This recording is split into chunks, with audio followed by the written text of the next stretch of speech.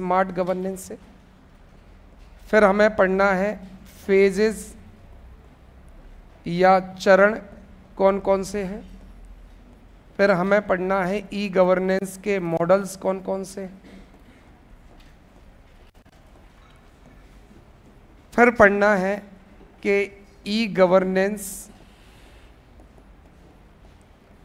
और ई गवर्नमेंट में अंतर क्या है।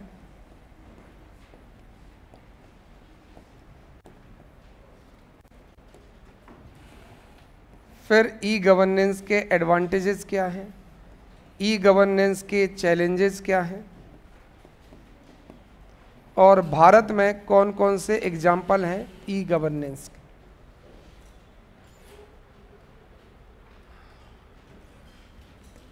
और एक और कर सकते हैं, सरकारी प्रयास कौन कौन से किए जा रहे हैं। इतने डायमेंशन हमें ई गवर्नेंस में करना है। ई गवर्नेंस को स्मार्ट गवर्नेंस क्यों कहते हैं, इसमें कितने फेजेस हैं, इसमें मॉडल्स कौन कौन से लगते हैं, ई गवर्नेंस और ई गवर्नमेंट में क्या डिफरेंस है, सरकार ई गवर्नेंस को बढ़ावा देने के लिए क्या क्या कर रही है, ई गवर्नेंस के क्या क्या एडवांटेजेस हैं, ई गवर्नेंस की क्या क्या चैलेंजेस या लिमिटेशन है, और ई गवर्नेंस का इंडिया और खासकर एमपी में कौन कौन से एग्जाम्पल हैं जिसमें ई गवर्नेंस मध्य प्रदेश सरकार दे रही है। ठीक है, तो हमें इनको समझना है। तो सबसे पहले तो ई गवर्नेंस में जो ई वर्ड है उसका मतलब है इलेक्ट्रॉनिक गवर्नेंस, है ना। तो इसमें अपन लिख सकते हैं e governance means electronic governance which is also considered smart governance. Hindi में लिखो ई गवर्नेंस जिसे इलेक्ट्रॉनिक गवर्नेंस भी कहते हैं। ई गवर्नेंस जैसे इलेक्ट्रॉनिक गवर्नेंस कहते हैं। E governance which is called electronic governance. E governance जिसे इलेक्ट्रॉनिक गवर्नेंस कहते हैं, इसे स्मार्ट गवर्नेंस भी कहते हैं। इसे स्मार्ट गवर्नेंस भी कहते हैं।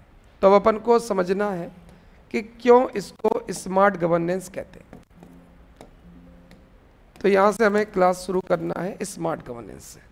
तो ई गवर्नेंस को हम स्मार्ट गवर्नेंस कहते हैं। स्मार्ट मतलब एस फॉर होता है सिंपल। तो स्मार्ट गवर्नेंस का एस का मतलब है सिंपल या सरल।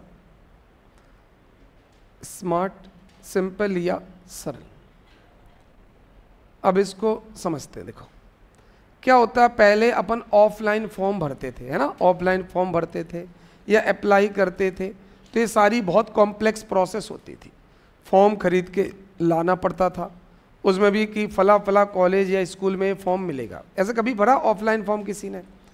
तो ऑफलाइन फॉर्म पहले लाने पड़ते थे कि उन्हें इस पॉलीटेक्निक कॉलेज में फॉर्म मिल रहे हैं, तो पहले वहाँ से फॉर्म खरीद के लाओ, लाइन में लगो। लाइन लगी रहती थी क्योंकि कॉलेज वालों की भी भाव बढ़ जाते थे कि केवल हमारे यहाँ ही तो मिल रहा है, सीधे मिल गया तो फिर इज्जत ही क्या रह जाएगी। और जब लाइन लगी हो तो इज्जत बढ़ेगी। और इतनी भीड़, बहुत वीआईपी फॉर्म लगता है ना, तो ऐसी लाइन लगाते थे, लाइन में आप लगते थे। इसका लाइन से लगकर वो फॉर्म लाना पड़ता था।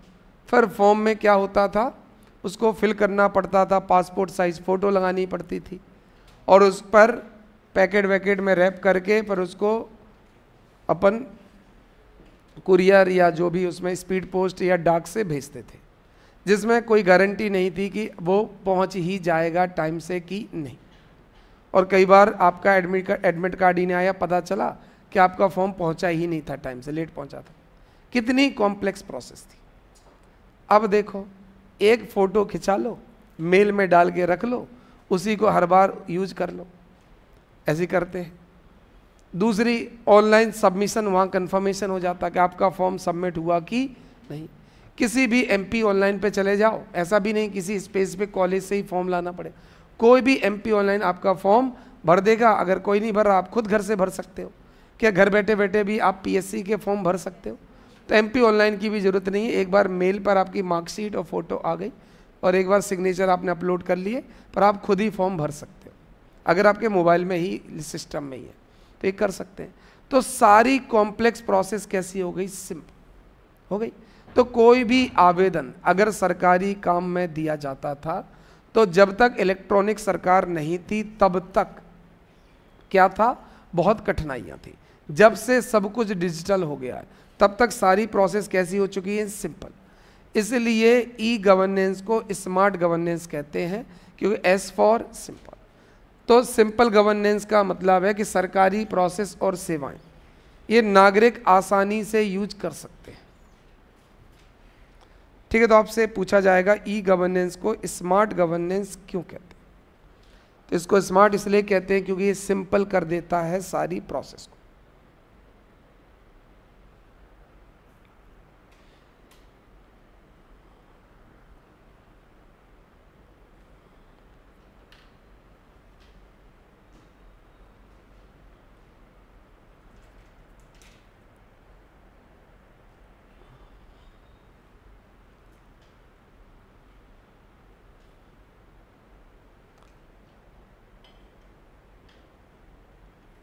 बात समझ में आ गया? अब नागरिक सरकारी सेवा, सरकारी प्रक्रियाओं को आसानी से यूज कर सकता है, इसलिए इसको कहते हैं सिंपल। तो ई गवर्नेंस को हम सिंपल गवर्नेंस कहते हैं क्योंकि अब सारी चीज़ें हैं, जैसे एग्जाम्पल ऑनलाइन फॉर्म भरना। तो ऑनलाइन फॉर्म भरना बहुत आसान होगा, एग्जाम्पल हो जाएगा ऑनलाइन फॉर्म भरना बहुत सरल प्रक्रिया है। ऑनलाइन फॉर्म भरना बहुत ही सरल प्रक्रिया है।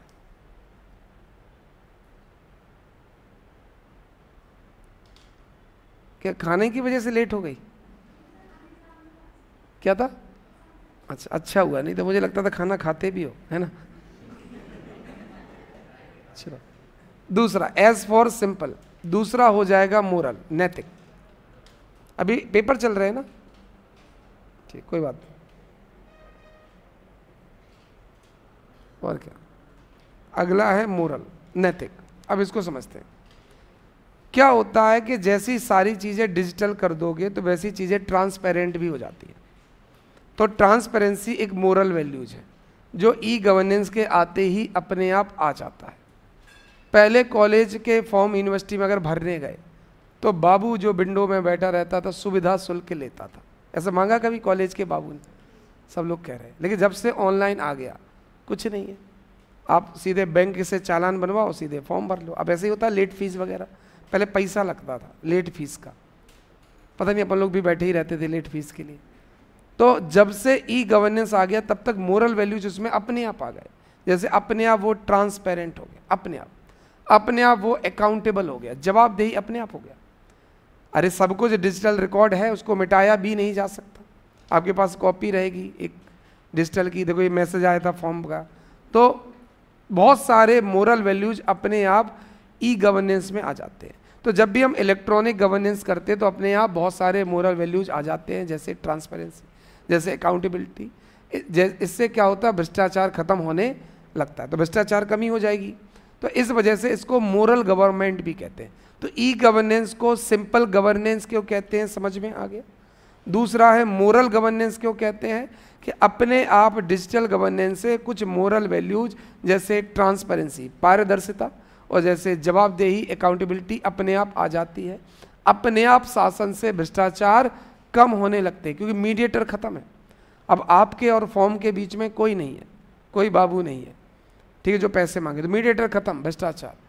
ठीक है, एग्जाम्पल हो जाएगा ऑनलाइन टेंडरिंग।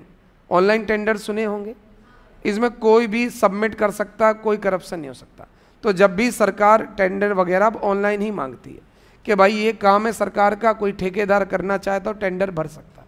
तो अब सारी टेंडरिंग प्रोसेस कैसी होगी, ऑनलाइन, जिसको आप खुद देख सकते हो कि इस प्रोजेक्ट के लिए कितने ठेकेदार कॉन्ट्रैक्टर ने टेंडर्स फिल किए हैं, उसमें कितनी कितनी बिड लगाई है, और क्या मिनिमम बिड, न्यूनतम बोली लगाने वाले को ये टेंडर दिया गया। तो ये सब कुछ ट्रांसपेरेंट हो गया, करप्शन के चांस ही नहीं है। भारत में अब करप्शन हो ही नहीं सकता, है ना, जब से इलेक्ट्रॉनिक है।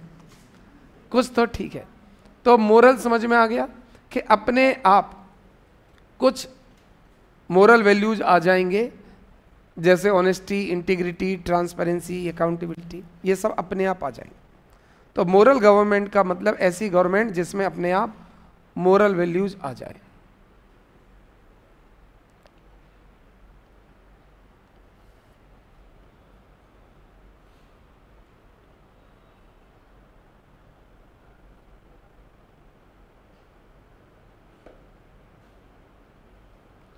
नोट डाउन कर लिया? एग्जाम्पल लिख दो, एग्जाम्पल लिख दो, टेंडर और अपॉइंटमेंट प्रोसेस, ये तो छोड़ दो, ये तो करप्शन कम करता है, ये छोड़ दो। लिख दो एग्जाम्पल में ट्रांसपेरेंट एंड टेंडर और अपॉइंटमेंट प्रोसेस। तो टेंडरिंग भी बहुत ट्रांसपेरेंट हो गई और अपॉइंटमेंट भी बहुत ट्रांसपेरेंट हो गई।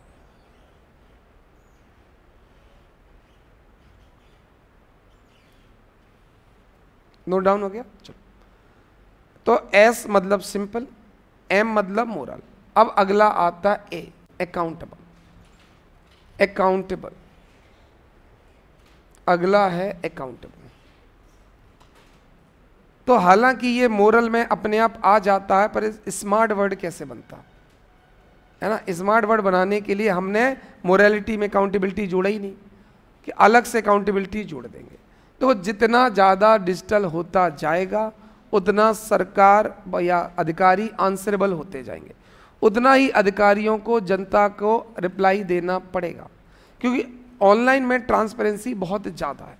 तो जितनी ज़्यादा पारदर्शिता आएगी उतनी ज़्यादा सरकार और अधिकारियों की जवाबदेही, जवाबदेही मतलब अपने डिसीजन का जवाब देना पड़ेगा, है ना? कोई भी, जैसे मान लो टेंडरिंग की, टेंडर निकाला और उसको गलत तरीके से भर दिया। अब लोगों के पास आरटीआई है जिसमें वो किसी भी वेबसाइट में, या फिर एक ऐसे भी नियम आ गए कि सरकार को ये सारे काम पब्लिक पोर्टल में डालने पड़ेंगे। तो अपन मैं क्या करूँगा, सरकार की वेबसाइट में उस पब्लिक पोर्टल में सब देख लूँगा कि कितने ठेकेदारों, कितने कॉन्ट्रैक्टर ने बिडिंग की थी, किसको किसको मिला, क्या प्रोसेस रही, पता चल जाएगा। तो चूंकि सब कुछ ट्रांसपेरेंट हो गया है, इसलिए अधिकारियों को अपने हर काम का जवाब देना ही पड़ेगा कि ये काम क्यों किया, क्यों नहीं किया।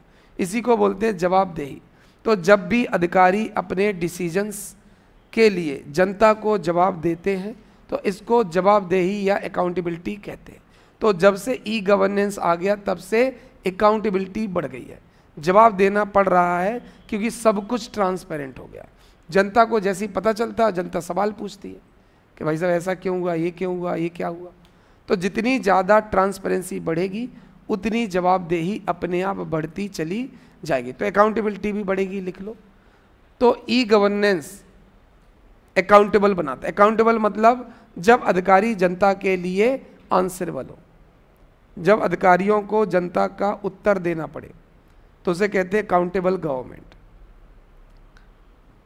क्या ई गवर्नेंस अकाउंटेबल बनाता है? बिल्कुल बनाता है।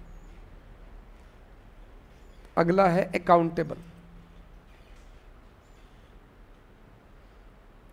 तो ई गवर्नेंस को स्मार्ट गवर्नेंस कहते हैं, जिसमें एस का मतलब क्या है? सिंपल। क्यों कहते हैं सिंपल? सारी चीजें बहुत आसान कर देता है। दूसरा मोरल, बहुत सारे वैल्यू जैसे इंटीग्रिटी, ट्रांसपेरेंसी आ जाती। तीसरा अकाउंटेबिलिटी, अकाउंटेबिलिटी जैसे आरटीआई। तो आप आरटीआई का क्या आवेदन ऑनलाइन कर सकते हैं? बिल्कुल, अब ऑनलाइन आरटीआई लगा सकते हैं। एग्जाम्पल लिख दो, ऑनलाइन आरटीआई एप्लीकेशंस। तो आपको जिस भी अधिकारी, जैसे आपको लगता है कोई अधिकारी अपने कर्तव्यों की सूचना नहीं दे रहा, वो जनता को नहीं बता रहा, तो आप क्या कर सकते हो, ऑनलाइन आरटीआई पोर्टल में जाइए, उसमें अपनी शिकायत लिखिए, उसमें 10 रुपये शुल्क है। अगर आपके पास बीपीएल का कार्ड है तो आपको वो 10 रुपये नहीं लगेगा। आम लोगों के लिए एक सूचना के 10 रुपये लगते हैं, और अगर वो प्रिंटेड फॉर्म में चाहिए सूचना तो उसका शुल्क अलग से देना पड़ता है। इसलिए सरकार थोड़ी सी चालू होती है। आपने सूचना मांगी कि मुझे पता करना इस रोड में कंस्ट्रक्शन में कितना पैसा लगा, तो वो अनाप शनाप सारी सूचना देते हैं, लिख देंगे रोड का क्या है, रोड तो चलती फिरती है। ऐसे बहुत सारे पेजों का एक बंडल बना देंगे। तो चाहिए आपको 2 पेज की सूचना, पर आपको बना देंगे वो 10-20 हज़ार पेज का बंडल, 10-20 हज़ार का, मतलब कुछ भी कह कि हमारी ऐसी प्रोसेस होती है, ये वैदिक काल से यही प्रोसेस हो रही होती है, ऐसा पूरे लिख दे। और उसमें 13 रुपये, 25 रुपये, 27 रुपये पर पेज फोटो कॉपी का चार्ज बता दे। तो 10,000 पेज का बंडल देंगे और वैसे निकालेंगे, भाई 10,000 पेज का बंडल है, 27 रुपये पर पेज फोटोकॉपी है, 2,70,000 का खर्चा। सूचना चाहिए कि नहीं? आरटीआई पढ़ेंगे अपन करप्शन में, तो उसमें समस्याएं पढ़ेंगे, ये समस्याएं हैं। तो बहुत तरीके हैं जिसमें लोगों को डरा धमका सकते हैं, ठीक है। तो आरटीआई मांगने पर एक तो यही तरीका है, सूचना ही इतनी महंगी लाखों की कर दो। आपने सुना होगा कि फला फला जांच रिपोर्ट ट्रक में गई है, ऐसे सुना है कि कोई जांच रिपोर्ट ट्रक में गई? ऐसी कौन सी रिपोर्ट है जो ट्रक में पर गई है? बिल्कुल ट्रक में गए हैं रिपोर्ट्स, ट्रक में इतनी रिपोर्ट्स बनी है। तो सरकारी कामकाज ऐसे ही होता है। तो आदमियों को लगता है कि गरीब आदमी करप्शन रोकने चले 2.5 लाख रुपए मांग रहे, और अगली बार उस पर केस लगा देते हैं कि सर सूचना मांगने आते हैं, जब हम देते हैं तो पैसे नहीं देते। उल्टा इन पर शासन को प्रताड़ित करने का आरोप लगाया जाए कि अधिकारियों को प्रताड़ित करते हैं। बेचारा अधिकारी 3 दिन से रिपोर्ट बनाने में लगा है कि इसको रोड की वो चाहिए थी रिपोर्ट, उसने सारी ड्यूटी, तो सरकारी काम काज में बाधा का आरोप लगाते, जेल ले जाओ, चलो जेल, बहुत रोड मांग रहा है, अगले दिन से वो नहीं मांगेगा। तो ऐसे बहुत सारे तरीके हैं जिनसे आरटीआई कार्यकर्ताओं को डराया धमकाया जा सकता है। समझ में आ गया? हाँ 16,000 कम मांगा था तुमने? हाँ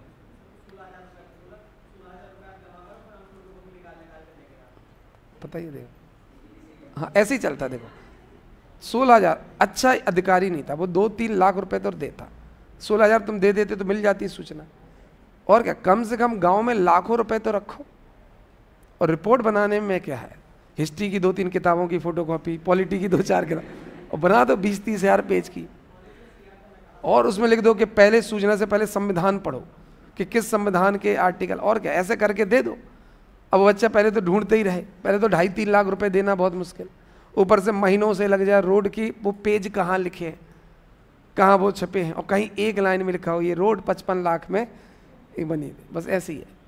तो अकाउंटेबिलिटी, तो चूंकि डिजिटल गवर्नेंस अकाउंटेबल भी बनाता है, इसलिए इसे कहते हैं। एग्जाम्पल हो जाएगा आरटीआई। चलो इसके अलावा डैशबोर्ड देखें तुमने, डैशबोर्ड, ऐसे डैशबोर्ड होते हैं ना, हिंदी में भी डैशबोर्ड ही बोलते हैं, सूचना पटल भी बोल सकते हैं, हाँ एक नाम और है सूचना पटल, इंग्लिश में बोलते हैं डैशबोर्ड। तो ई गवर्नेंस में फायदा है, सूचना पटल मिलते हैं। जैसे फॉर एग्जाम्पल अगर मैं देखूं कि प्रधानमंत्री आवास योजना का डैशबोर्ड क्या बता रहा, या मनरेगा का डैशबोर्ड क्या बता रहा है ना, तो अगर मैं यहां पर सर्च करूं मनरेगा कि इस बार पैसा कम गया है, मैं डाल दूं मनरेगा डैशबोर्ड, तो ई गवर्नेंस का फायदा है। पता नहीं इसमें डैशबोर्ड है कि नहीं, होगा, अब टाइप किया है। ये सब ई गवर्नेंस के तो फायदे हैं।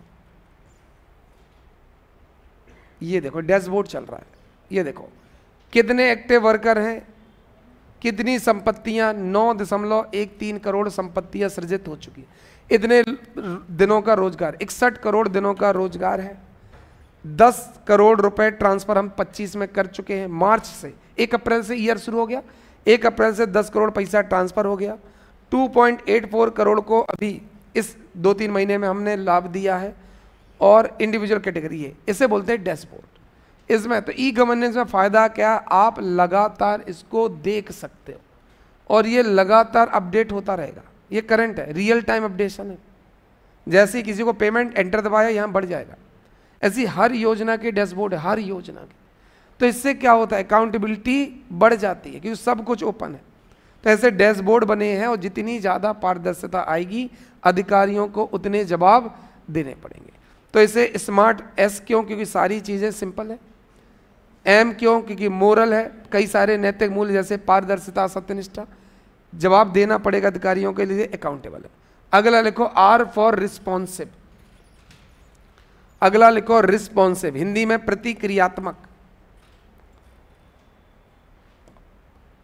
अगला लिखो प्रतिक्रियात्मक, हिंदी वाले लिखें प्रतिक्रिया, उत्तरदायी ना लिखें, वो रिस्पॉन्सिबल है, प्रतिक्रियात्मक,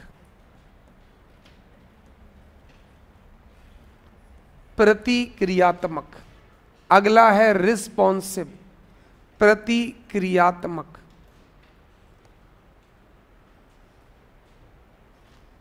government documents and reports should be in public. तो क्या बजट पब्लिक डोमेन में रहता है? बजट आप देख सकते हो कि ताई जी ने कौन कौन से टैक्स लगाए, इकोनॉमिक सर्वे पब्लिक है, तो डॉक्यूमेंट सारे पब्लिक है, हर डिपार्टमेंट की एनुअल रिपोर्ट पब्लिक डाली जाती है, सब देख सकते हैं। अब यहां सुनो, इस ठीक है, अब रिस्पॉन्सिव का मतलब है, आपने सुषमा स्वराज जी का ट्विटर का यूज बहुत सुना होगा कि विदेश में अगर कोई व्यक्ति फंस जाए तो MEA ministry of external affairs के ट्विटर हैंडल में जाके ट्वीट कर दे तो तुरंत सुषमा स्वराज जी और उनकी टीम एक्टिव होकर उसको रेस्क्यू करके भारत ले आते थे। आपने रेलवे में सुरेश प्रभु जी के समय बहुत सुना होगा कि रेलवे को ट्वीट कर दो, एक बच्चा भूखा रो रहा था, दूध नहीं था, तो रेलवे ने दूध की व्यवस्था करवा दी। एक को हार्ट अटैक आ गया था, तुरंत डॉक्टर्स की टीम भेज दी। तो क्या डिजिटल गवर्नेंस के समय सरकार थोड़ा जल्दी रिएक्ट नहीं कर रही? सोचो ना, अगर ये डिजिटल नहीं होता, मैं स्टेशन में बैठा होता और मेरे किसी डब्बे में किसी यात्री को दिक्कत होती तो पहले तो अगले स्टेशन का वेट करना पड़ता जहां वो ट्रेन रुकेगी, और कई ट्रेन तो ऐसी होती राजधानी सुपरफास्ट जिसके 2 स्टेशन ही बहुत दूर दूर, उन्होंने कहा भी यहाँ से चलेगी और अब अगले दिन ही रुकेगी। ऐसी ट्रेन होती हैं कि नहीं? तो पहले सरकार को रिस्पॉन्ड करने में टाइम बहुत लगता था। 2 तरह का रिस्पॉन्ड, एक तो मदद, एक फीडबैक। अब वो रिस्पॉन्ड भी बहुत जल्दी कर सकती है और फीडबैक भी तुरंत लेती है। तो सरकार क्या इलेक्ट्रॉनिक होते ही बहुत प्रतिक्रिया बहुत जल्दी देने लगी है, फास्ट रिस्पॉन्स होने लगा है, फीडबैक और रिस्पॉन्सिव समझ में आ गया। अब सरकार के जो एक्शंस है वो बहुत फास्ट हो गए। तो रिस्पॉन्सिव का मतलब है क्विक एक्शन बाय गवर्नमेंट। लिखो क्विक एक्शन बाय गवर्नमेंट, इसमें लिखो सरकार द्वारा शीघ्र प्रतिक्रिया। क्विक रिस्पॉन्स लिख दो, क्विक एक्शन लिख दो, जो तुम्हें लिखना हो। क्विक एक्शन या रिस्पॉन्स बाय गवर्नमेंट, सरकार द्वारा शीघ्र प्रतिक्रिया। ठीक है, ये क्विक रिस्पॉन्स हो जाएगा। इसके बाद एग्जाम्पल में लिख सकते हैं जैसे शिकायत पोर्टल, ग्रीवांस पोर्टल। क्या ऐसे योजनाओं के ग्रीवांस पोर्टल बने हुए हैं जिसमें अगर कोई जनता कोई शिकायत कर दे तो तुरंत उसका समाधान होता है? जैसे 181 का सुना है, CM हेल्पलाइन, शिकायत कर दो। इलेक्ट्रॉनिक गवर्नेंस का बहुत अच्छा उदाहरण। ग्रीवांस, तुरंत एक्शन होगा, अधिकारी रिश्वत मांगेगा नहीं, उल्टा घर आएगा कि सर प्लीज CM हेल्पलाइन की शिकायत वापस ले लो। किसी ने शिकायत की है कभी CM हेल्पलाइन में? की है? काय की शिकायत की है? काय की? हाँ, तो रोड अच्छी क्वालिटी की नहीं थी कि खेत पे रोड बना रहे थे? अच्छा, खेत पे ही रोड बना रहे थे। और काय की शिकायत की? बिजली जा रही थी बार बार।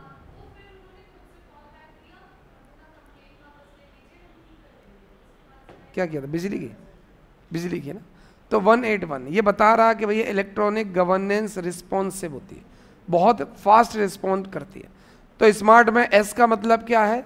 सारी चीजें अब सिंपल होगी। M का मतलब क्या है? नैतिक सरकार होगी, करप्शन कम होगा। A का मतलब अकाउंटेबल होगा। R का मतलब, अब लास्ट बचा है T, ट्रांसपेरेंट। देख रहे हो, स्मार्ट बनाने के लिए एक ही चीज घुमा फिरा के बोल रहे हैं, स्मार्ट। इसमें हर चीज क्या होगा? सरकार जनता के लिए ओपन होगी, एक्सेस होगी, एक्सेसिबल होगा। सब कुछ जनता के लिए ओपन और एक्सेसिबल होगा। सारी चीजें, सरकार की सारी एक्टिविटी जनता के लिए एक्सेसिबल होते हैं।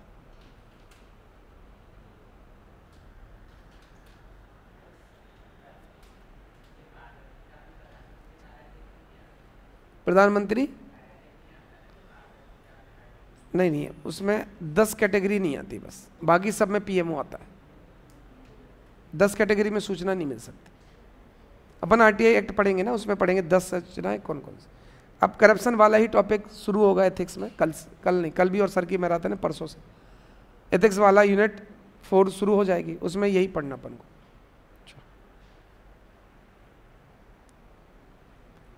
लिख लिया? तो ई गवर्नेंस या इलेक्ट्रॉनिक गवर्नेंस को स्मार्ट गवर्नेंस क्यों कहा जाता है? क्योंकि ये सिंपल है, ये मोरल है, ये अकाउंटेबल है, ये रिस्पॉन्सिव है और ये ट्रांसपेरेंट है। तो ये समझ में आ गया ई गवर्नेंस। अब हेडिंग डाल दो, phases of e governance. Heading डाल दो, ई गवर्नेंस के चरण। ई गवर्नेंस के चरण। चरण मतलब पैर वाले चरण नहीं, चरण कमल वाले चरण नहीं, स्टेजेस वाले चरण, स्टेजेस या फेजेस। ई गवर्नेंस के लिखो चरण। अब देखो हमें अलग अलग चीज़ों का पढ़ना है। देखो यूएन ने अलग दिया है, वर्ल्ड बैंक ने अलग दिया है, बोलिंजर ने अलग दिया है, मून ने अलग दिया है, सबके अलग अलग। देखो सबके अनुसार किसी देश में ई गवर्नेंस फेज वाइज होता है। एकदम से भारत में ये सब नहीं आया कि अब पहले दिन से 181 आ गया, 15 अगस्त 1947 हुई और हेलो नेहरू जी हमारे यहाँ लाइट नहीं आ रही, ऐसा है क्या? नहीं हुआ होगा। मतलब सब फेज वाइज फेज्ड मैनर में ही रहा होगा।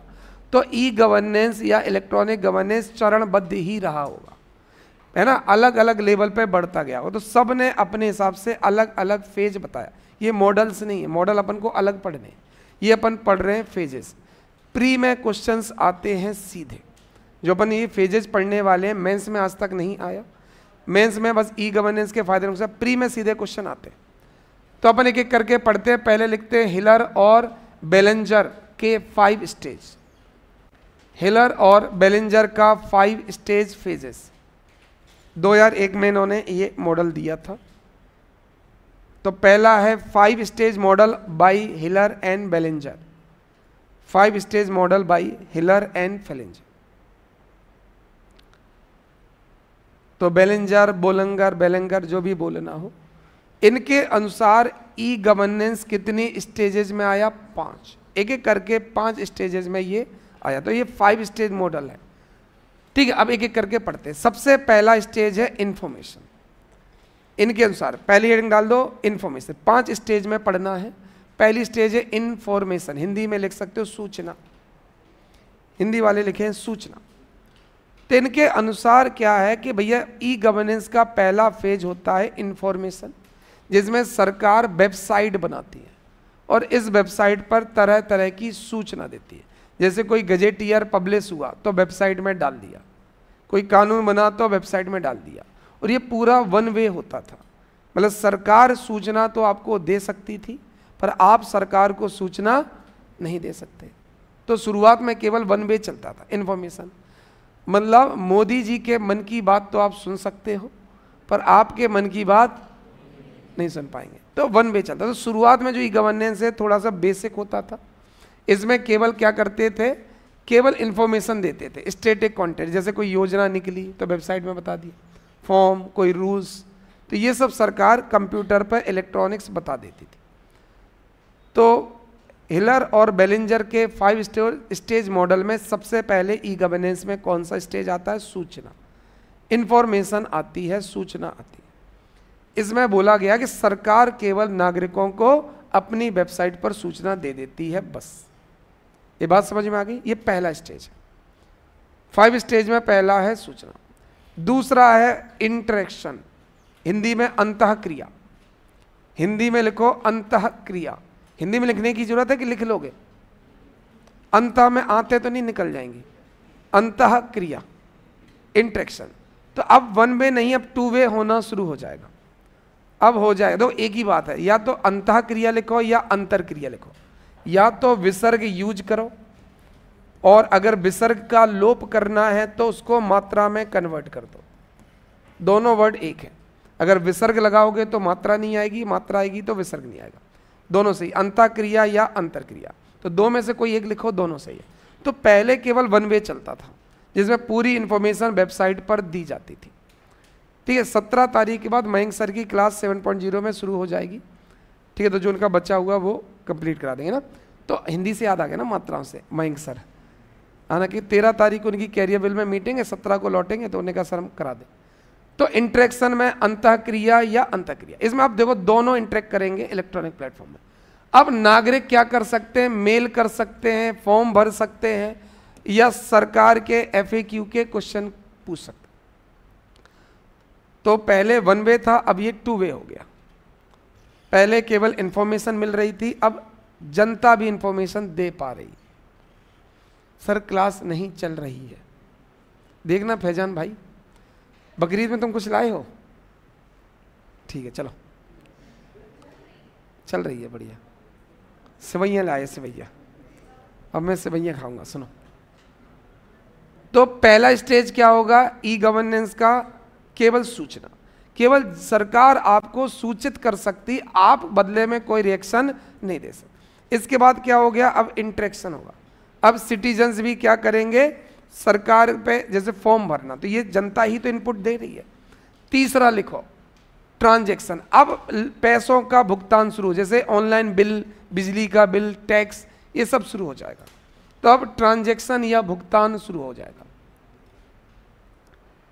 तो अब भुगतान, कंप्लीट ट्रांजैक्शन, सेवाओं की जगह लिखना भुगतान। तो क्या जो नगर निगम का पानी का बिल आता है, क्या इसको आप यूपीआई से कर सकते हो? क्या बिजली का बिल यूपीआई से भर सकते हो? वहीं से तो भर ही रहे होगे न, कितने दिनों से बिजली ऑफिस नहीं गए होगे, है ना। पानी का बिल पहले देने जाते थे, अब उसमें वो स्कैन कोड डाल दे, स्कैन करो, खत्म। तो जो घर में वो कागज़ फेंक के जाते हैं, उसमें एक बार कोड रहता है ना, उस पर आप कर सकते हैं। तो सबसे पहले क्या होगा, बेलिंजर और हिल के अनुसार पहली स्टेज होगी इन्फॉर्मेशन। सरकार की वेबसाइट बनना शुरू हो जाएंगी और लोगों को सूचना इन्फॉर्म देना शुरू कर देंगे। दूसरा क्या होगा, इंटरेक्शन। अब लोग भी इंटरेक्ट कर पाएंगे, जैसे ऑनलाइन फॉर्म भरना, अब अपन अपनी तरफ से फॉर्म भरना हमारी तरफ से होगा। तीसरा क्या होगा, अब ट्रांजैक्शन ऑनलाइन शुरू होगा, जैसे टैक्स भरना, बिल भरना, ठीक है, ये सब हो जाएगा। अब चौथी स्टेज लिखो इंटीग्रेशन। अब क्या होगा, सारी सेवाएं आपस में जुड़ना शुरू हो जाएंगी। पहले अलग अलग सेवा थी, अब एक प्लेटफॉर्म पे भी सेवा। आपने उमंग ऐप देखा होगा, उसमें सारे डिपार्टमेंट, सारी सर्विसेज एक ही ऐप पर मिलती है। आपने gov.in वेबसाइट देखी है, उसमें सब कुछ एक ही जगह। तो अगला है सारे विभाग और सारी सेवाएं जुड़ जाते हैं, आपस में जुड़ना शुरू करते हैं, एक दूसरे से इंटरेक्ट करना शुरू कर देते हैं। तो आपस में भी इंटरेक्शन जुड़ जाता है। इंटीग्रेशन, हिंदी में लिखे एकीकरण, हिंदी वाले लिखे एकीकरण, इंटीग्रेशन। तो अब सारे डिपार्टमेंट्स और सारी सर्विसेज का इंटीग्रेशन हो जाता है, एकीकरण। और लास्ट स्टेज है, एकीकरण लिख लिया। पांचवा और आखिरी स्टेज है भागीदारी। अब जनता क्या है, शासन में ऑनलाइन भागीदारी लेना शुरू कर देंगे, जैसे ऑनलाइन वोटिंग। डिसीजन मेकिंग में क्या सरकार डिसीजन मेकिंग में जनता की राय करवा सकती है, पोल, ओपिनियन पोल करवा सकती है कि किसान कानून वापस लेने चाहिए कि नहीं, इस तरह के ओपिनियन पोल। जैसे किसानों ने आंदोलन शुरू कर दिया था, अब पूरे जनता में क्या कर सकते थे, जनता की भागीदारी। तो क्या कोई भी कानून लाने से पहले, जैसे अग्निवीर था, अग्निवीर से पहले जो लोग इस आर्मी से जुड़े उन अधिकारियों की, जो लोग भर्ती में लड़के भाग लेते, क्या उनका ओपिनियन पोल होना चाहिए था? जितने भी रक्षा विशेषज्ञ, उनका ओपिनियन पोल होना चाहिए था। तो क्या जनता पार्टिसिपेट भी करना शुरू कर देगी? बिल्कुल। ऑनलाइन वोटिंग और ओपिनियन पोल्स, ये दोनों किस में हो जाएगा, पार्टिसिपेशन। तो अब सिटीजन नीति निर्माण में भी भाग लेने लगते हैं, जैसे ऑनलाइन वोटिंग, जैसे ओपिनियन पोल। तो लिख दो example, online voting, opinion polls. तो बहुत सारे ओपिनियन पोल्स हो सकते हैं।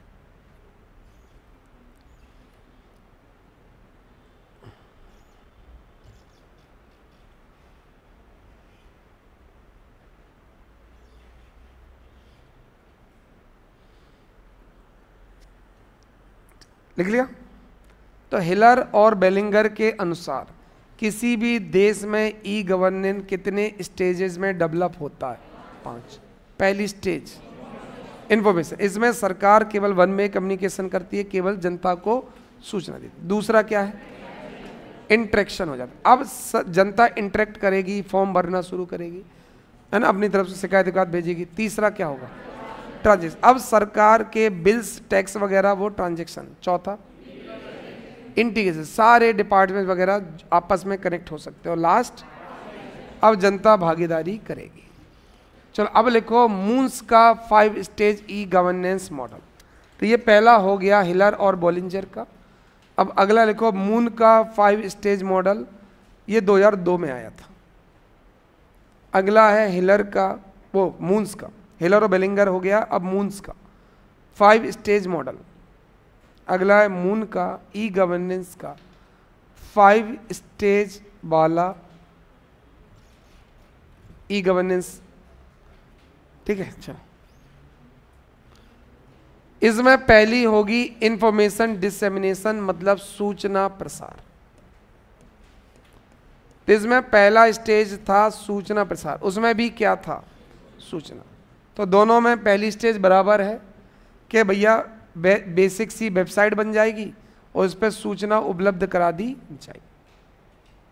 तो पहला सूचना प्रसार, वेबसाइट पर बहुत सारी इंफॉर्मेशंस दे दी जाएगी। तो पहला है इंफॉर्मेशन, यही पहले वाले मॉडल में था, यही इस पे, और यहीं से शुरू होता। किसी भी देश में ई गवर्नेंस ऐसे ही शुरू होगा, कोई भी मॉडल हो, चाहे वो 5 स्टेज हो, 4 स्टेज हो, 3 स्टेज हो, शुरू लगभग इंफॉर्मेशन से ही हो। तो मून ने भी बोला कि ई गवर्नेंस का पहला चरण होगा सूचना। दूसरा है टू वे, उनको इंटरेक्शन बोला था, इसको लिखो द्विपक्षीय संचार। इसी को अभी हिलर और बोलिंगर ने क्या बोला था? इंटरेक्शन। एक ही बात है, जब सरकार और जनता एक दूसरे से इंटरेक्ट करेंगे तो वो क्या हो जाएगा? Two way communication. तो मेल, शिकायत पोर्टल, ये सब हो जाएगा टू वे। काम वही है, नाम बदल गए। उसमें था इंफॉर्मेशन, इसमें इंफॉर्मेशन डिसेमिनेशन। उसमें था इंटरेक्शन, इसमें है टू वे कम्युनिकेशन। बात एक ही है। इसमें उसमें भी नागरिक और सरकार इंटरेक्ट कर सकते हैं, इसमें भी कर सकते हैं। तीसरा है भुगतान, उसमें भी भुगतान था। तीसरा सर्विस और फाइनेंशियल, तो सर्विस के लिए अप्लाई कर सकते हो, उन सर्विसेज के लिए पे भी कर सकते हो।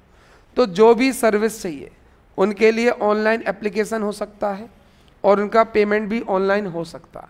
क्या गैस सिलेंडर मोबाइल से बुक किया जा सकता है और पेमेंट भी मोबाइल से ही किया जा सकता है। तो सर्विसेज और ट्रांजैक्शन कैसी हो गई? ऑनलाइन। तो यही बोलिंजर ने बोला था कि पहला सूचना होगा, दूसरा जनता और सरकार के बीच इंटरेक्शन होगा, तीसरा भुगतान होगा। तो सारी सर्विसेज ऑनलाइन मिल जाएगी और भुगतान भी उनका ऑनलाइन ही हो जाएगा। ये तीसरा स्टेज समझ में आ गया। तो लगभग मिलते जुलते स्टेजेस हैं, ठीक है, हिलर, बोलिंगर और मून का। चौथा हो जाएगा वर्टिकल और हॉरिजॉन्टल इंटीग्रेशन। तो अब देखो, एक है वर्टिकल, तो जब केंद्र और राज्य जुड़ जाएंगे तो वर्टिकल, जब राज्य राज्य या विभाग विभाग या मंत्रालय मंत्रालय जुड़ जाएंगे तो क्या हो जाएगा? हॉरिजॉन्टल। जब राज्य और पंचायत जुड़ जाएंगी तो क्या हो जाएंगी? वर्टिकल। और जब पंचायत पंचायत जुड़ जाएंगी तो क्या हो जाएगी? हॉरिजॉन्टल। तो दोनों तरफ का इंटीग्रेशन हो जाएगा। समझ गए? केंद्र राज्य, विभाग विभाग, राज्य पंचायत। अगला हॉरिजॉन्टल एंड वर्टिकल इंटीग्रेशन। तो केंद्र और राज्य के बीच बातचीत हो जाएगी, राज्य और राज्य के बीच ऑनलाइन बातचीत हो जाएगी। तो क्या एक राज्य दूसरे राज्य से डिजिटली ही तो बात कर रहा होगा? इसे कहेंगे क्षैतिज और ऊर्ध्वाधर एकीकरण। हिलर और बोलिंगर में भी चौथी स्टेज क्या थी? इंटीग्रेशन। तो देखो फेजेस वही हैं, नाम थोड़े थोड़े बदलते चले, ठीक है। और पांचवा लिखो भागीदारी, उस पे उन्होंने बोला था पार्टिसिपेशन, इन्होंने बोल दिया पॉलिटिकल पार्टिसिपेशन। तो मुझे समझ में नहीं आता कि मून ने अपना मॉडल दिया क्यों था, जब बोलना वही था, स्टेजेस वही थी, सब कुछ वही था।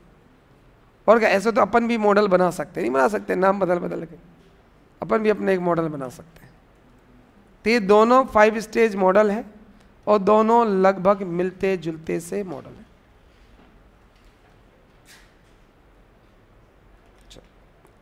Online voting, consultation, opinion polls, वही सब। क्लियर हो गया?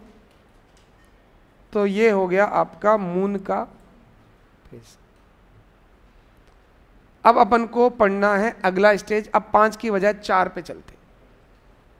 अच्छा, पहले यूएन का 5, फिर बाद में आएंगे वर्ल्ड बैंक के 4 में। चलो अब हेडिंग डाल दो यूएन का 5 स्टेज मॉडल। 1 और 5 पढ़ लेते हैं यूएन का, फिर वर्ल्ड बैंक का पढ़ेंगे 4 स्टेज। तो हिलर और बोलिंगर का भी 5 स्टेज था, मून का भी 5 स्टेज है, और यूनाइटेड नेशन ने भी ई गवर्नेंस का 5 स्टेज मॉडल दिया है। इसमें पहला है इमर्जिंग प्रेजेंस, उभरती उपस्थिति। इमर्जिंग प्रेजेंस, उभरती परिस्थिति। उभरती परिस्थिति, वो उपस्थिति, उभरती उपस्थिति, परिस्थिति नहीं, उभरती उपस्थिति। मैंने परिस्थिति बोल दी, उपस्थिति। उपस्थिति तो पहला तो है सरकार की प्रेजेंस दिखनी चाहिए इलेक्ट्रॉनिक मीडियम पे। तो कैसे दिखेगी? वेबसाइट बन जाएगी। तो यही बात बोलिंजर ने बोली कि वेबसाइट बनेगी, उसमें इंफॉर्मेशन दी जाएगी। यही बात मून ने बोली कि वेबसाइट बनेगी, इंफॉर्मेशन दी जाएगी। और यही यूनाइटेड नेशन बोलता है कि सरकार सबसे पहले अपनी प्रेजेंस दिखाएगा। क्लियर? तो वही इसमें वेबसाइट बनेगी और प्रेजेंस दिखाएगी। बात वही है, नाम अलग है। तो इन्होंने इसको सूचना ना बोलकर इमर्जिंग प्रेजेंस बोल दिया कि सरकार की हर जगह अब डिजिटल प्रेजेंस हो रही है, सरकार की वेबसाइट बन रही है। तो कोई सिंपल सी वेबसाइट बन जाती है और लिमिटेड सी उसमें इंफॉर्मेशन होती है। ये पहला स्टेज है। तो किसी भी देश में पहली स्टेज यही रहेगी, सिंपल सी वेबसाइट बनना और उसमें थोड़ी बहुत इंफॉर्मेशन या तो होना या लिख देना ये वेबसाइट अभी निर्माणाधीन है। एक पॉइंट देखा होगा ना, this website is under construction, ऐसा सुना है? तो कई लोग तो क्या इंफॉर्मेशन भी नहीं दे रखी, केवल वेबसाइट बना रखी, कुछ देखो कुछ है ही नहीं। तो सबसे बेसिक शुरुआत है ई गवर्नेंस की, वेबसाइट बनाना। दूसरा है इनहेंस प्रेजेंस, संवर्धित उपस्थिति। अगला लिखो संवर्धित उपस्थिति। अब धीरे धीरे प्रेजेंस वही रहेगी कि बढ़ा दी जाएगी, इनहेंस हो जाएगी। अब वेबसाइट पर जानकारी डिटेल्ड आ जाएगी, ठीक है, और अपडेट होती जाएगी। तो पहली लिमिटेड एक वेबसाइट 5 साल से जो अपडेट नहीं है, और अब क्या होगी? अपडेटेड वेबसाइट, डिटेल में जानकारी है। तो यूएन के अनुसार पहली स्टेज क्या होगी? इमर्जिंग। दूसरी कौन सी होगी? इनहेंस। चलो तीसरा लिखो इंटरेक्टिव। अब केवल सरकार वेबसाइट पर सूचना नहीं देगी, अब जनता भी इंटरेक्ट। तो लिखो अंतःक्रिया उपस्थिति। अब सरकार और जनता के बीच इंटरेक्शन होगा। यही स्टेज सब बोल रहे थे, सब ने से दूसरे पे बोला, इनने तीसरे बोला।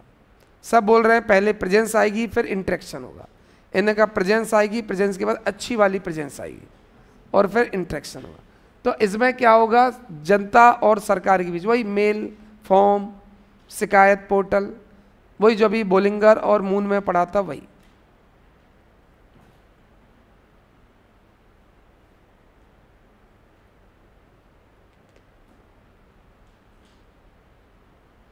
यूएन का तीसरा मॉडल, तीसरा जो स्टेज होगी वो होगी इंटरेक्टिव। चलो चौथा लिखो ट्रांजैक्शन। सबने इसको कितने नंबर पे बोला था? तीसरे। इन्होंने बोला चौथे पे। ट्रांजैक्शन, अब ऑनलाइन लेन देन होना शुरू हो जाएगा। ट्रांजैक्शन मतलब ऑनलाइन टैक्स भरना, बिल भरना, ये सब आ जाएगा ऑनलाइन ट्रांजैक्शन। चलो हो गया ट्रांजैक्शन, ये चौथी स्टेज। तो सबसे पहले क्या होगी? मामूली सी वेबसाइट जिसमें थोड़ी बहुत जानकारी या फिर जानकारी होगी नहीं, केवल वेबसाइट बन जाएगी और बोलेंगे अंडर कंस्ट्रक्शन है। फिर 5 साल बाद भी देखो अंडर कंस्ट्रक्शन है। पर धीरे धीरे क्या होगा? इस वेबसाइट पर जानकारी बढ़ती जाएगी और अपडेट भी होती रहेगी। तीसरा क्या होगा? इंटरेक्शन। अब वेबसाइट में जनता भी इंटरेक्ट कर सकती है। चौथी क्या होगी? पांचवी सीमलेस कनेक्टेड प्रोसेस, असीमित। लिखो असीमित उपस्थिति, असीमित, वही सारे विभाग इंटीग्रेट हो जाएंगे। असीमित, सीमलेस मतलब असीमित, असीमित उपस्थिति। असीमित मतलब पूरे विभाग आपस में जुड़ गए। ये हो गया यूएन का। यूएन ने कौन सा स्टेज नहीं लिया पिछले 5 में से? पार्टिसिपेशन को नहीं लिया, बाकी चारों ले लिए, पर प्रेजेंस को 2 बार दिखा दिया, ठीक है। बाकी सब वही मून, वही बोलिंजर है, बस इन्होंने जनता की भागीदारी को शामिल नहीं किया। तो 5 स्टेज मॉडल किसने किसने दिए हैं?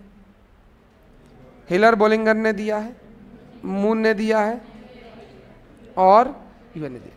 अब अपन को देखना है वर्ल्ड बैंक का 3 स्टेज मॉडल। 3, अच्छा एक गार्टनर का पढ़ेंगे 4। अभी एक पढ़ना है गार्टनर का 4 स्टेज। अब अगली हेडिंग डाल दो वर्ल्ड बैंक का 3 स्टेज। अब पढ़ेंगे इसके बाद पढ़ेंगे गार्टनर का 4 स्टेज। हिंट डाल दो, वर्ल्ड बैंक का 3 स्टेज मॉडल, ये प्री में पढ़े थे, बिल्कुल वही वही। मेंस में एक बार पढ़ लो तो प्री लगभग कवर हो जाता है।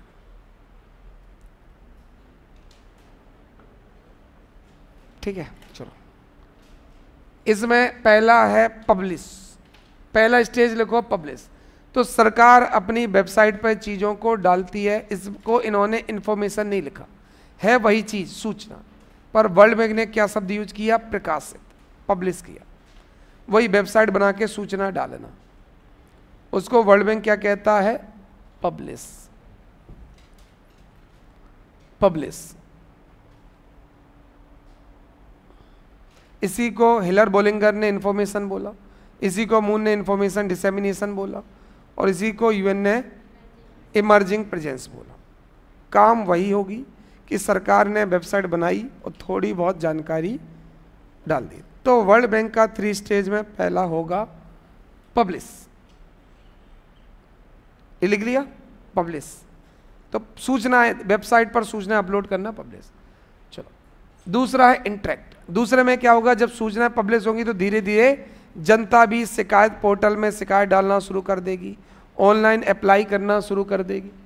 तो ऑनलाइन फॉर्म, मेल, शिकायत। दूसरा हो जाएगा इंटरेक्शन, अगला हो जाएगा इंटरेक्शन। तो पहला है वेबसाइट पर सूचना डालना, पब्लिश। दूसरा हो जाएगा इंटरेक्शन, और तो इंटरेक्शन वही बार बार सब में वही रिपीट हो रहा, बार बार इंटरेक्शन का मतलब वही है कि अब जनता मेल कर सकती है, शिकायत कर सकती है, फॉर्म डाल सकती है। तीसरा है और आखिरी है ट्रांजैक्शन, ट्रांजैक्शन कर सकती है। इनने 2 गायब कर दिए, एक इंटीग्रेशन और एक पब्लिक पार्टिसिपेशन। तो ट्रांजैक्शन कर सकती है। तो ये हो गया इनका मॉडल ट्रांजैक्शन। तो अभी जो पुराना लिखा पिछला उसी को रिपीट कर सकते हो, जरूरी नहीं यही लिखो। कैसा?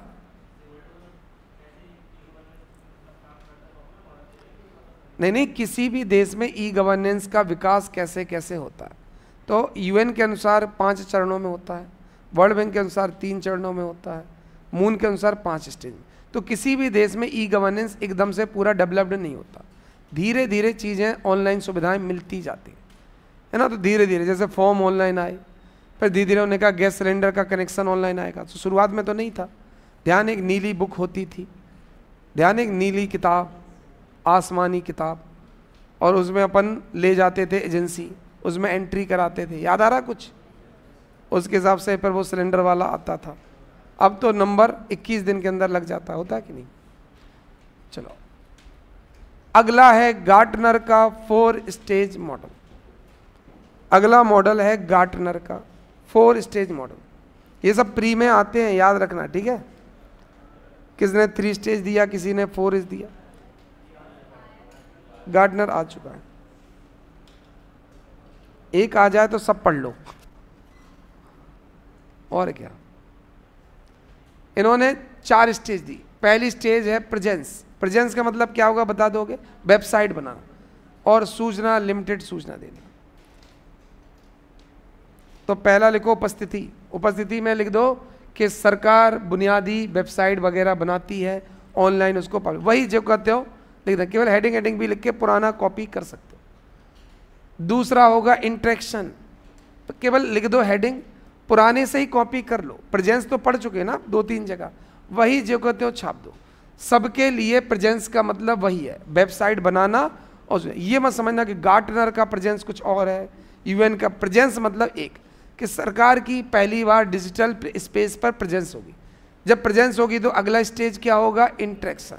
इंटरेक्शन वही होगा, जनता ऑनलाइन फॉर्म भर सकती है, जनता शिकायत कर सकती है, जनता मेल कर सकती है। तीसरा लिखो ट्रांजैक्शन। इंटरेक्शन के बाद अब क्या होगा? सारी चीजें, बिल्स वगैरह ऑनलाइन भरे जा सकते, केवल हेडिंग लिखो, पुराने से कॉपी कर लेना। और लास्ट हो जाएगा ट्रांसफॉर्मेशन। इसमें सरकारी जो मैकेनिज्म है ये पूरा ट्रांसफॉर्म हो जाएगा। बस ये थोड़ा सा अलग है, सबने इसको इंटीग्रेशन बोला है, इन्होंने इंटीग्रेशन ना बोलकर ट्रांसफॉर्मेशन बोल दिया। तो गार्टनर ने इंटीग्रेशन की बजाय ट्रांसफॉर्मेशन, कि पूरी जो सरकार थी वो पूरी तरह से कैसी हो जाएगी, डिजिटल। इसी को सब लोग क्या कह रहे हैं, इंटीग्रेशन, सारे विभाग सारे मंत्रालय क्या हो जाएंगे, डिजिटल हो जाएंगे। उसी को इन्होंने क्या बोला, ट्रांसफॉर्मेशन या रूपांतरण। तो ये हो गया गार्टनर का 4 स्टेज मॉडल। तो ये आपके स्टेजेस पूरी हो चुकी है। कल अपन ई गवर्नेंस में, तो कल भी 1 ही घंटे मिलेगी, अगर 1.5 घंटे होती तो भी नहीं हो पाता। 2 क्लास तो कम से कम 2-2 घंटे की चाहिए ही। तो कल और परसों 2 दिन में ई गवर्नेंस होगा, इसके बाद एआई और ये सब कंटिन्यू हो जाएगा, ठीक है। यूनिट खत्म होती है, अपन इसमें शुरू करेंगे आयुष। तो अपन इसमें आयुष शुरू करेंगे और देखते हैं, अगर हुआ तो फिर इसी के साथ इन्वॉल्वमेंट करेंगे ना। क्या है एथिक्स में 4th यूनिट ना। अब आज कल सर की मान्यता है ना, परसों से 4th यूनिट शुरू हो जाएगी, ठीक है। इस 4th के बाद फर्स्ट, फिर एक थिंकर, और नहीं इसके बाद मैं सेकंड पढ़ाऊंगा, सेकंड के बाद सबसे लास्ट वाली आराम से पढ़ाऊंगा। आपको ये लग गया कि एथिक्स मैक्सिमम हो गई, तो आप भी तसल्ली से पढ़ सकते हो। देखो पहली यूनिट बड़ी है।